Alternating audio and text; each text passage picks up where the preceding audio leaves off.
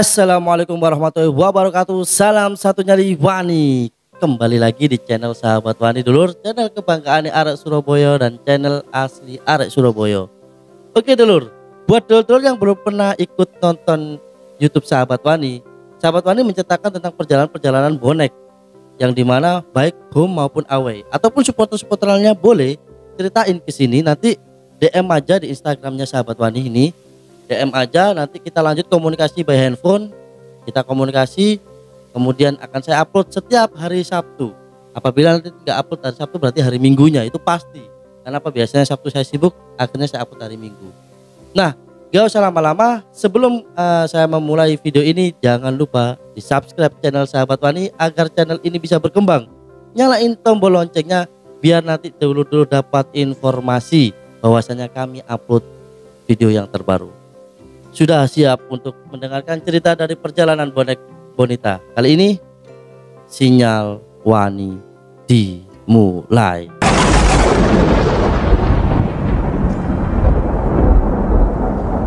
Oke dulur, jadi pertandingan kali ini adalah Persebaya datang ke Stadion Persela Lamongan, di mana dapat kabar dari El Amania dari Kurvasud Lamongan. Dia menginformasikan bahwasanya silakan datang ke Lamongan, kami akan menyambut kamu sebagai tamu yang baik.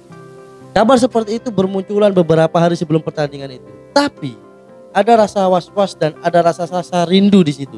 Antara berangkat apa tidak itu ada di situ dari teman-teman bonek. Karena gimana? 10 tahun lebih mereka nggak pernah ketemu, nggak pernah duduk bareng di stadion.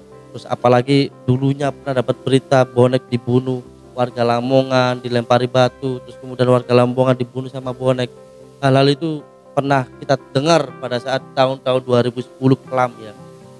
Sebelumnya lah pokoknya.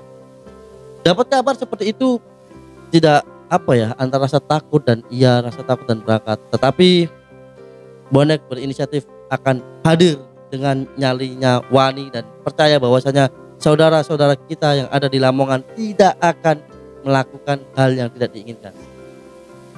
Berangkatlah ke sana. Dan ini cerita dari salah satu supporter dari Surabaya. Panggil saja namanya Mas Rizky. Nah, Mas Rizky ini rumahnya ada di perbatasan antara Surabaya dan Sidoarjo. Ternyata usut punya usut, beberapa waktu sebelum pertandingan, Mas Rizky ini sudah berkenalan dengan seorang cewek yang ada di Lamongan. Seru nih dulur. Nah, kemudian mereka berkenalan lewat media sosial, yakni Facebook kala itu. Mereka berkenalan dan Mas Rizky adalah orang yang suka bonek dan tak anggap mbaknya ini namanya Mbak siapa ya anaknya? Mbak Anggi. Oke. Berarti namanya Mbak Anggi itu kenalannya Mas Rizky dan mengetahui bahwa Mas Rizky adalah seorang bonek. Dan Mbak Anggi ini rumahnya dekat dengan Stadion Surajaya Lamongan. Nah, pada saat itu Mas Rizky mencoba untuk berkomunikasi terus dan Mbak Angginya bertanya kepada Mas Rizky, "Mas, besok bonek enggak?" Terus kemudian Mas Rizky menjawab, "Oh iya, besok aku berangkat." "Kenapa, Dek?" "Aku ikut boleh, tapi aku harus izin ke orang tuamu dulu ya."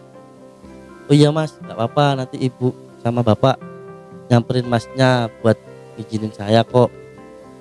Terus akhirnya Mas Rizky-nya minta tolong ke Mbak Anggi, "Bisa beliin tiket dulu nggak di sana gitu, takutnya nanti saya nggak dapat tiket." Jadi Mbak Anggi adik beliin dulu di sana. Akhirnya Mbak Anggi mengokekan. Pagi sebelum pertandingan yang di sore hari, Mbak Anggi mengokekan akan dibelikan tiket. Dapatlah tiket itu 2. Singkat waktu akhirnya Mas Rizky itu perjalanan dari kota Surabaya kurang lebih jam 9 siang.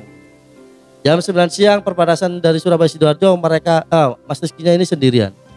Sudah terlihat bonek-bonek yang dari Sidoarjo juga, dari Waru, dari Rungkut mulai berangkat menuju arah Surabaya Barat yang mengarah ke Lamongan.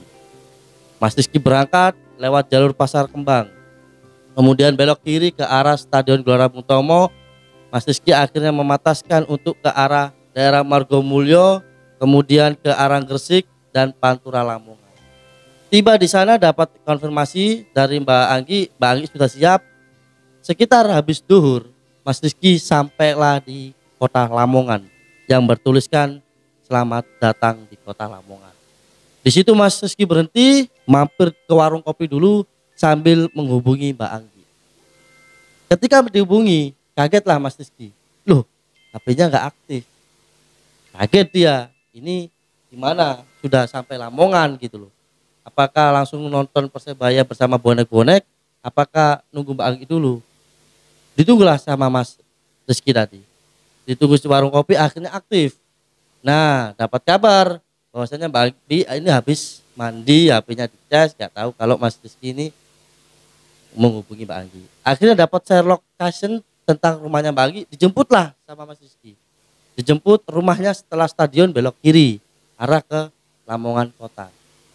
Di situ sampailah di rumahnya, akhirnya Mas Rizky minta izin ke orang tuanya. Bu, Pak, izin saya pamit mau mengajak Dek Anggi untuk nonton Persebaya sama Persela. Kemudian rahmanya orang tuanya disuruh makan dulu di situ, nggak boleh berangkat kalau nggak makan dulu. Nah, ini biasanya budaya-budaya Jawa itu yang sangat kental dengan orang-orang baru dulu. Dia lebih memilih, ayo makan bareng, Mas Yo dikit-dikit tetap ikut makan. Gitu. Akhirnya untuk menghormati jamuan dari orang tuanya, Mas Rizky ini makanlah di situ sama orang tuanya, sama Mbak Anggi, sudah seperti keluarga sendiri. Setelah makan, akhirnya mereka berpamitan untuk berangkat ke stadion. Nah, di situ masuk, kan kalau pintunya Stadion Surajaya kan dari depan kan cuma satu tempat gini ya, satu gate, satu tempat. Itu sudah disel-selan antara bonek sama Lamongan, disel-selan, cuman didahulukan dulu bonek untuk masuk. Nah, ini bagusnya Lamongan pada saat itu. Didahulukan untuk masuk. Akhirnya bonek-bonek masuk di tribun, di bonek banyak sekali, ada Lamongan, terus Lamania ya, terus kurvanya Lamongan lengkap sudah di situ. Jadi satu, merinding saya Mas ya. Apa yang suara terdengar pertama kali di situ katanya Mas Rizky? Dari kurva Lamongan dan El Amania menyanyikan suatu lagu yang membuat bonek ini terhentak suaranya. Piye piye piye kabare bonek mania. Itu membuat bonek itu melongo gitu loh. Bener-bener dijamu di sana. Bener-bener sebagai tamu di sana. Mereka yang dulu pernah membunuhku, aku yang pernah membunuhmu hilang saat itu. Kemudian bonek menjawab, api kabare bonek mania. Ditanyain lagi, piye kabare El Amania. Saut-saut suara itu terdengar sebelum pertandingan dimulai. Hal yang seperti itu membuat pertandingan serasa nomor 2. Mereka lebih fokus, itu saudara saya, itu kekerabatan saya, itu dulur saya. Mereka kanan kiri terdengar dari Lamongan, dari bonek, merinding saya masih. Dan pada saat itu saya juga ada di sana, saya juga melihat sendiri gimana one chant, one stadium yang dilakukan oleh arek-arek bonek untuk datang sebagai tamu, bernyanyi, bersuara.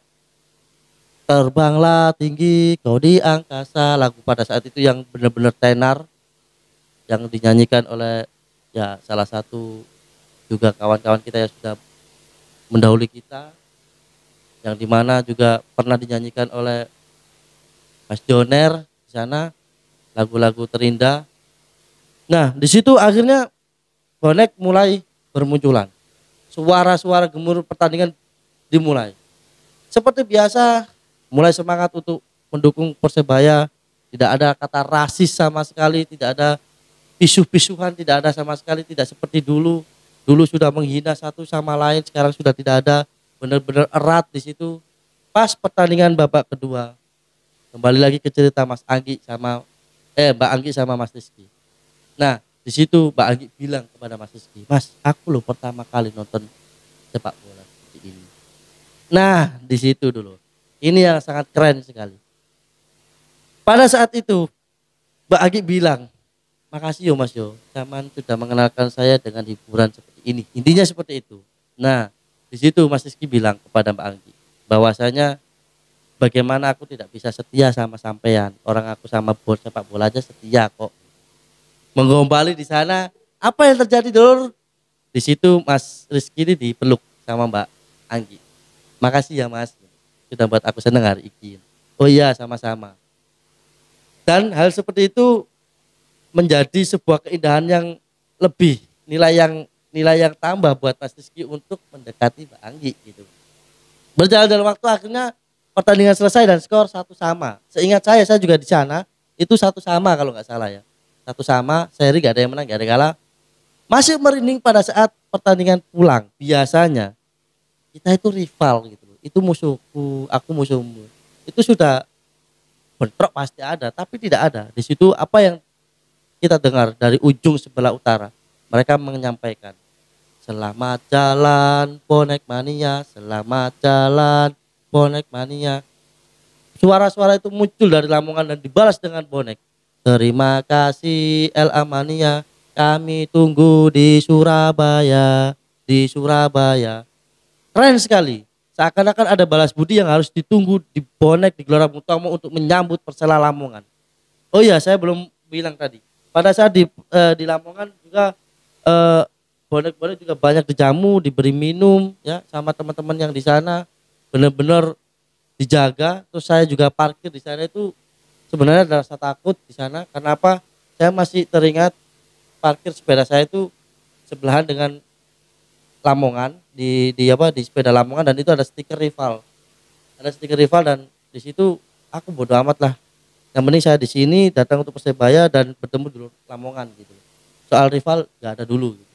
Nah saya takutnya sepeda saya gimana kalau ini benar-benar rival saya. Ternyata pas pulang ada orang itu datang dan menyalami saya dan terima kasih, ini kenang-kenangan dari kamu dulurku.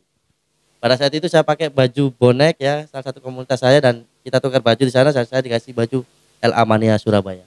Terima kasih. Ternyata dia adalah salah satu orang yang merantau di Surabaya, bekerja di Surabaya dan dia ikut komunitas LA Mania Surabaya. Kita tukaran jersey di sana dan kita itu ada pertanda bahwasanya kamu sudah menjadi saudaraku. Dan beberapa minggu setelahnya itu saya menjamu dia ketika di Gelora Bung Tomo. Gelora Bung Tomo saya menjamu dia untuk pas saat itu Lamongan naik truk beberapa truk untuk datang ke Stadion Gelora Bung Tomo. Nah, kembali lagi ke ceritanya Mas Anggi sama Mbak Anggi sama Mas Rizky. Pas pulang mereka tidak langsung pulang, tapi Mas Rizkynya sama Mbak Anggi itu mampir. Kalau dulu masih ingat, itu ada McD di Plaza Lamongan. Di situ ada McD atau KFC itu di situ. Nah itu Mas Rizky mengajak ke sana. Gengsi dong sama cewek gitu. Masuk ke sana, padahal Mbak Anggi udah bilang Mas makan yang biasa aja, makan yang biasa. Oh enggak dek gitu loh, aku enggak pernah ketemu kamu gitu. Makanlah di situ. Makan di situ mereka bersenda gurau, berterima kasih, saling bercerita lebih dalam lagi, lebih dalam lagi, lebih dalam lagi.